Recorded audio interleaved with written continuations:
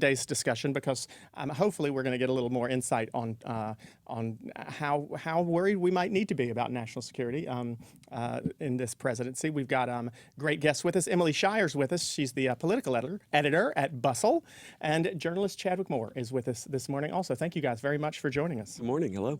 Are you worried about national security right now with the Trump presidency, Emily? I'm someone who's always probably worried about national security. I think we should take it very seriously.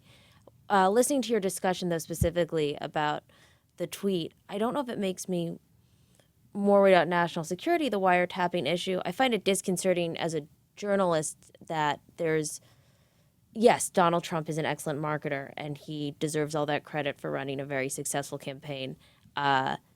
He's kind of spinning a fake story, and to give someone credence and credit for that as a good marketing move should stop at a certain point, perhaps at the presidency.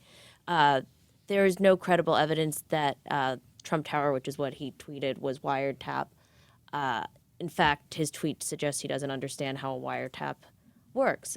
There's also the interesting fact that if, in fact, there was a warrant granted by the FISA court to investigate someone associated with his campaign, that's not really great for him because although it validates to a certain degree some of his stories, it suggests that there's even more evidence that there are concerns about his ties to Russia, and he already has a problem with that. That might be his biggest problem PR-wise. So he's in a bit of a bind now because of the tweet. Now, whether that will make him less popular is another issue, and whether he distracted from current events by creating what seems very much to be a story that lacks any credible evidence, and that is being treated like it does sometimes have credible evidence. So, Chadwick, politics plays a role in almost everything that goes on in the White House and in Congress and whatnot, and I think people would argue that domestically that's probably perfectly fine, but is there not a line where politics should not get involved in national security issues? You're right. It's always going to play a line, and we do. I mean, Trump uses this sort of fear mongering a lot, and I'm not staunchly against Trump by any means, but he does use this for his political clout. I don't know. I mean, I think it's really, I don't see how you can divorce the two. With what we have now with the CIA and this sort of battle between the Trump administration and the intelligence community is just a sort of definitions. Who do we want running national security? Now the CIA has become politicized. Now half the country thinks that they're out to destroy the president.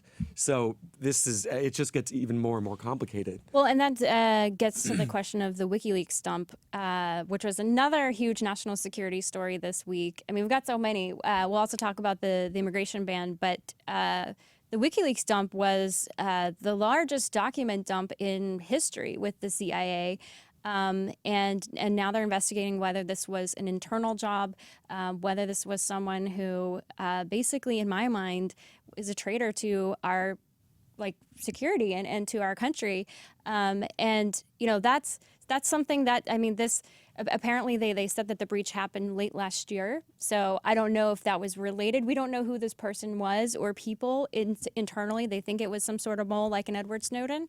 Maybe this person was motivated by Trump winning to release this information. By my mind, I mean, I didn't want President Trump, but now that he won, I think releasing that sort of information is incredibly traitorous.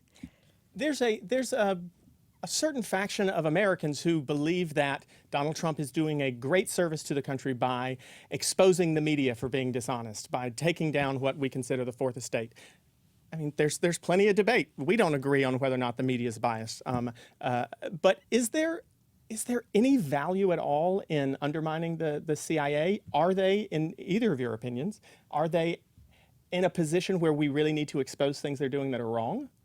Look, I think if you're working for the CIA, you have an oath to protect our government. I am no fan of what Edward Snowden did. If there is a singular mole or a group of people behind this, look, you sign a contract, you sign on to doing certain things, you are being a traitor to the government. I think that's not a partisan concern. And by the way, I think under Obama, I think we saw there was backlash against Edward Snowden. I do think we saw people call out that issue, though I also think it was an interesting time when perhaps people who were on the left were maybe their most critical of Obama. So it's not like the exposures didn't raise concerns on that regard. Yeah, no, that's true. Obama did take a strong that stance against weirdly, Snowden, or and I maybe give him not credit for that. weirdly, I think that was actually when maybe the left turned against him the most. Snowden would be up there because I think it really didn't sit easy what was revealed. And I disagree with both of you. I'm a big fan of what Snowden did. And if you listen to Assange's press conference yesterday, I mean, obviously he's spinning it to make WikiLeaks look good, but he said what we've done is he said the CIA has these massive cybersecurity weapons, and they're using them all over the world. And look at how easily we got this information. If we got it, who else has it, and who else can use this technology? So from foreign governments to just sort of savvy internet individuals. So Assange was saying that we're exposing the CIA for negligence. They have these powerful weapons and they're not protecting them. Obviously, the elephant in the room is no. What everyone gets from this is that your TV is spying on you. Right. I have a theory about Julian Assange myself. I think Julian Assange. Oh, no. Let's hear your theory. Totally a theory only, but I think Julian Assange recognizes that Donald Trump is not in love with the CIA, and he realizes, listen, if I can get on Donald Trump's good side, he'll pardon me, and I can get out of this damn embassy. I mean, and that may be his motivation for jumping on the CIA. But here's the question That's like many layers down. That's wow. That's He's been stuck in that Ecuadorian. You heard it here for how long? first. Yeah, You heard that's it what here happens. first. If Donald Trump pardons Julian Assange, I called it, but it would be a good strategy, to be honest with you, because he's could very well do it. But here's the thing that I don't know that I understand. Who does the CIA work for? The president. It is a part of the executive branch of the administration, officially. And the president does appoint the director of national intelligence and that head of that department. But does the CIA work for the president? I mean, these leaks, if they are being leaked from the the rank and file members of the CIA, are they being leaked because they believe that the president is going to restrict them from doing their jobs, or does the CIA have any autonomy, and should it have autonomy? It's I think it depends on the administration whether or not the CIA works for the president. I think that it's a politicized institution like anything else. I think it's inward looking. It's looking out for its own survival. It's looking out for its own. There are individuals in there who are trying to better their careers and better their lives, and it wants to see itself survive and thrive. I think like any institution. So I think in this administration, it's very clear that the intelligence community and the president are at war with each other. But should it be? It's interesting to think, should it be? I think it's impossible for it to be this non-biased entity. It's going to have its own political motives. I want to move on to the travel ban, but we just got a very interesting question from Denise Halliday Koch. Am I going to assume? Koch, like Koch brothers. Well, it's spelled that way, but didn't all the top officials at the State Department resign? And have all ambassadors who were ordered to return home been replaced? The second part of the question I'm interested in, and I don't know if either one of you have the answer. When a presidency changes hands, the president gets to appoint all new ambassadors, obviously. Typically, the folks who are ambassadors are given a little more free time, I think, to stick in their post until they're replaced. This particular president, if I'm not mistaken, ordered that all of them came home. What types of relationships do we have with countries now that we don't have ambassadors in hundreds of spots? I'm honestly not an expert to speak on in hundreds of. Can we just stop for 1 second and give Emily. someone a round of applause for actually saying, I don't know. That doesn't happen very often, and you should be commended for it. In all the countries where we don't currently have if the different ambassadors, I don't know how that necessarily changes the relationship one way or the other. I don't think we have a system in place. I mean, we saw that more with what happens when there's acting Attorney General Sally Yates, when there hasn't been an Attorney General. True. She definitely. That's one situation. The fact is we have ambassadors. She went rogue. She went rogue. Yeah. Right. I think most State Department employees are like nonpartisan. They're lifetime employees or they're career civil servants. They're not political as they say. appointees. Right. They're not political appointees. Though I do have to say that at least in some of the departments, some people who were supposed to be nonpartisan have been protesting and saying we want to organize against Trump, even though they're technically working for him. And I find that again to be, not very oriented toward, if you think Trump's so bad and you're a civil servant, then try to make things better. Don't try to just If you be can, angry about it. there's not there are arguments that a lot of people would argue that you might not be able to. He doesn't change his mind. But let me use that to segue into what we were going to talk about today. Anyway, these two are like, why are we talking about this? This is not what we came to talk about. We did plan on talking about the travel ban. It is one place where Donald Trump either changed his mind or was pressured so much that he had to change his mind. He put out a new executive order this week that made a lot of changes to the travel ban. I think it made some people's more comfortable. Can you tell us about, Emily, what was changed in that travel ban? Sure. So a number of things were changed in the ban. Probably the most obvious one was that Iraq was no longer part of the list. There are 6 countries that are following these stipulations, that are under these stipulations now, not the 7. I think another big one is that there is not the indefinite ban on Syrian refugees. They will be treated as all refugees, which is that there's a 120-day suspension to the program. Another big change is that it is not being implemented immediately. We all remember the protests at the airports that weekend after it was signed on a Friday afternoon. There are now 10 days to implement it. And I believe there are a few other changes, but those are, I think, the big top 3. Oh, they're also on case-by-case basis, which could make things... Sure, and it exempts, the green card holders who are here legally. But we have a poll we want to thank everyone who participated in our Twitter poll. Let's put up the results of how our audience thinks right now about this revised ban. Most people think right now on our Twitter poll on Bold Global Media on Twitter that it divides the country, but there is a big contingency, big chunk that thinks that it's going to keep America safe. And I know, Chadwick, you, just so everyone knows Chadwick, his story, he lives in Brooklyn now, but he came out gay in Illinois, his home state, when he was 15, and he went into the liberal jungle, and he has now emerged, and he has come out, and he said it was harder for him to come out as conservative than coming out as gay, and so now he's conservative. No, we can talk about this, Clay. What the hell is that supposed to be? The liberal jungle. I just want to know what the hell that is. Jungle's a nice word. No, but Inferno so maybe is a liberal inferno. And now you're supporting Trump. So you've said that the ban is a good thing. So Yeah. a third of our Twitter viewers agree with you. So tell us why.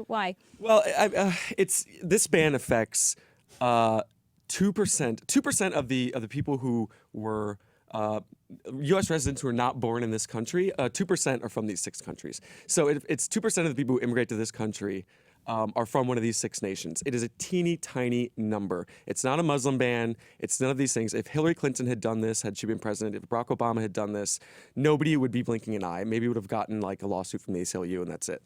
It's extremely politicized under this sort of guise. It's Islamophobia. You know, we are a sovereign nation. We have a right to protect our borders. We have a democratically elected president who has decided this is the safest way for the time being.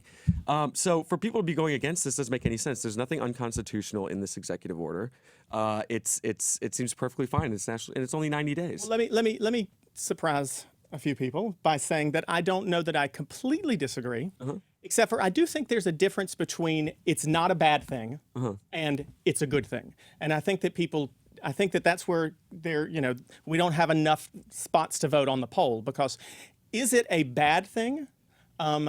I'm not sure that I would be in the camp that said, this is a horrible thing to do. If you look back through history, Jimmy Carter banned all immigration and travel from Iran. Woodrow Wilson banned all travel and immigration from Asia, period. It was pretty bad, yeah. but I mean, and Barack Obama banned Iraqi. Interestingly enough, travelers. Woodrow Wilson didn't ban travel from Japan. The only country he didn't ban travel from, and they're the ones who bombed us a few years later. But anyway, They were bad. They wanted to be banned. At any rate, I mean, unconstitutional? No, I don't think that necessarily it is unconstitutional. And the areas that were potentially unconstitutional, favoritism towards certain religions, he has pulled out of this particular new executive order. That's why I don't think it's bad. But is it good? And I think that is where there is a differentiation, because does it make us safer? In my opinion, no, it doesn't make us safer. It doesn't solve the problems. It doesn't change the fact that the majority of the terrorism that we've seen in this country has been homegrown terrorism. None of the people who have, well, not none, but almost none of the people who have committed atrocities on U.S. soil would have been affected by this particular travel ban. So to me, this is the equivalent of showing up at the TSA security with a mic. Did I tell you the microphone story about my microphone in my bag? No. Oh my God, well, we won't get into it. Was that your terror weapon? Well, yeah, I've had a microphone that I carry with me when I perform, and I've carried it in my bag with me for years, and through security, thrown it through X-ray security. And a few weeks ago, back in December, I was in Phoenix, had the microphone in my bag as normal. They stopped me because they wanted to see what was in my bag, and I looked at the X-ray, and that microphone looks like a gun in the X-ray machine. And it shook me. It shook me to the core because I realized not only do I look like I'm carrying a gun, but I have been looking like I've been carrying a gun for years. And no one has ever stopped me. And so to me, this particular travel ban is sort of the equivalent of some of the security measures we have in place at the airport. It's to make us feel really good, but it doesn't necessarily do any good. And therefore, to me, why I don't think it's unconstitutional and I don't think it's wrong are for all the reasons I just stated. But is it bad because we have decided as a country to forego our values of inclusivity and being a country that welcomes immigrants in order to just kind of make us feel better at home without actually having any benefit? To that end, yeah, I do not think it's a good thing. And so I'll give you a chance to respond to that, but I just went on a rant. And also, well, no, but Jennifer Upton on Facebook backs up what you're saying, Clay, and she says, if it's supposed to keep us safe, then why is it only 90 days? Because it's a Band-Aid. Because it's a Band-Aid. Well, but to take your microphone airport story, okay, if these government institutions, national security is so clunky and ineffectual and siloed, and they're worried about all these small things, getting rid of immigration from the biggest hotbed countries is only going to improve the efficiency of our intelligence and of our security. Have we seen, Emily, people coming from those 6 countries that have caused issues? Well, the big issue is that the Cato report noted before I think the original travel ban was put in place. And by the way, I want to say I completely agree with what you said, that calling it a Muslim travel ban was wildly inaccurate. It stirred a lot of fear that was completely unnecessary, and charged in a way that it really did not need to be charged. But going back to what this does, I completely agree with your point, Clay, that it's not clear what the benefits will be. The Cato Institute noted that when it was those 7 countries, from 1975 to 2015, not a single American was killed on our soil by someone from that country. Well, and in fact, the Institute of Economics and Peace ranked Iraq first on their annual terrorism index, which ranks countries most affected by terrorism. So President Trump took Iraq off the list, which I know the argument why that is, because they're an ally against ISIS right now. They're helping, defeat Mosul. Why were those 7 countries chosen in the first place? Let's not forget, and again, I'm not, Donald Trump didn't choose those 7 countries. The Obama administration identified those 7 countries. And if I'm not mistaken, those countries were identified because they were the 7 countries with terrorist activity whose communication and involvement with the U.S. government was lacking, where we did not feel like we had a strong enough relationship with those 7 countries' governments to be able to monitor what was going on.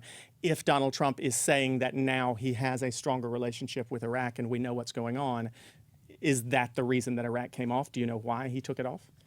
Do I know why Donald Trump did? Why did they claim they took it off? I think having better communication with a country is certainly a fine reason to take Iraq off the list. And I think also to that point, Iraq, I believe I was looking at terrorism in the world, not necessarily on U.S. soil. And so that's a big difference, too, to take in mind. I think it goes back to the heart of issues that if we're worried about terrorism on our own soil, this may not even be the best approach to it, creating these bans, or certainly the way that it might be structured now, even if it's not unconstitutional. And I am not a lawyer, but I do think they've certainly made changes that address the constitutionality concerns. Well, and we saw this week, though, that a lot of states disagree with that. They think that they are going to be able to challenge this in court. So Washington State challenged successfully the first executive order, and even though Trump said, "See you in court," he did not end up appealing into the Supreme Court. And it looks like there are several other states who are joining forces now with Washington State, New York State,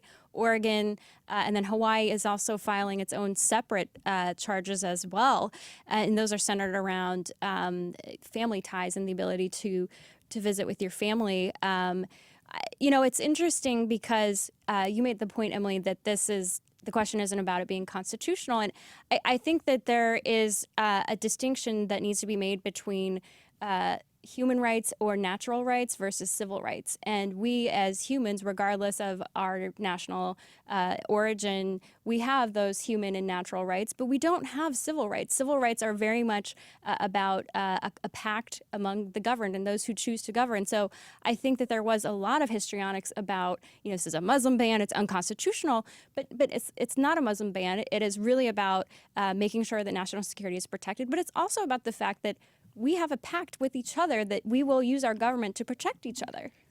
I want to ask a question related to what you just said. Joanne Lopez on Facebook says that she disagrees. In her opinion, it's totally against Muslims. In my opinion, it's totally against Muslims, she says. So my question really, given the changes, how have the feelings of progressives changed with this travel ban? Are they simply remaining against it because they have to, or are people being more convinced right now that, okay, this is not what he put out initially, this is an improvement? I think people can be against something even if it's not unconstitutional, even if that's not their main concern. It's certainly different states will sue on that concern, but in terms of people who hold progressive values or politicians, they can be opposed to an executive order or any measure for that reason, and they can still say, even if you can't following the Constitution that it's targeting Muslims, people may still believe that it goes against certain values of the country, that it is specifically looking at Muslims.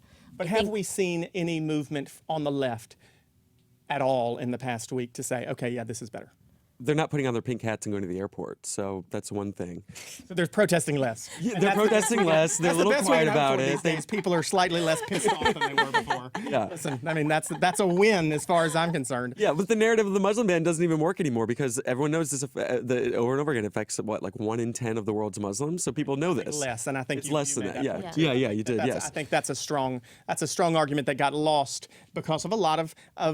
I can't tell you how many times I saw a piece on Facebook. I got to tell you, I love social media for all of its good things. But Lord, it brings some shit into our lives. Yeah. Because I looked on Facebook when he first passed the executive order, and I saw, and we have somebody here, Rosetta Mahubi said, this is BS. None of these countries were on the terrorism list. They were all tied in with the president for his personal financial benefits. I don't think that's accurate. I don't like the man, but I don't think that's necessarily true. But I saw something on Facebook right after he first signed it. It showed a map, and I think it was actually a somewhat reputable. I think Bloomberg media. did a map. Bloomberg is Yeah. exactly who it was, and I just wasn't going to call him out, girl, but whatever. Good for you, Emily. That's okay. okay. Name We names. cut Name through the names. bullshit here. So but they had a map, and it showed the 7 countries, and it showed. Egypt was not a part of the ban. It showed that certain other countries weren't a part of it. Turkey was not. And it said these are the 3 countries not affected by it where Donald Trump has financial interest. And it claimed that he did not pick those 3 because of his financial interest, leaving off the other 40-some countries where he also did not include, where he doesn't have financial interest. And not to mention, we have, love him or hate him, we have very strong and long historical ties with Egypt and with Turkey, and Right. I mean, we can vet who's coming out of there much better. we get slight bits of fact. Look at that, Ben. Thanks so much. He threw it up Ben, there. you're Saudi Arabia, wizard. Egypt, and Turkey, and it claims that he's excluding countries with business ties. You're right. He didn't include. He excluded those countries, but he also excluded the UAE, which is there in gray, and he excluded Pakistan and Afghanistan, which Canada. I don't think he's got. I've been to Kabul. I don't remember a Trump hotel in Kabul. I don't think he's got business interests in Afghanistan or Pakistan. But we've got, that's why I appreciate the conversation here. We've got someone who was in the liberal jungle and I guess unfortunately got lost and wandered out of it somehow. But we have people on all sides of the discussion. We have a respectable conversation. And trust me, I'm not going to let anybody veer too far to the right, and she ain't going to let us veer too far to the left. So thank you both for being here, and so thank you much. for with us. We appreciate it. Thanks. Great. Cool. We do that. You keep us from going too far left, and I'll do That's my right. best to keep us We're going too far the- right. the- But the we'll cops find on the agreement beat. here and there. We can talk about it without yelling too much, unless you start going off on a rant that I don't really like.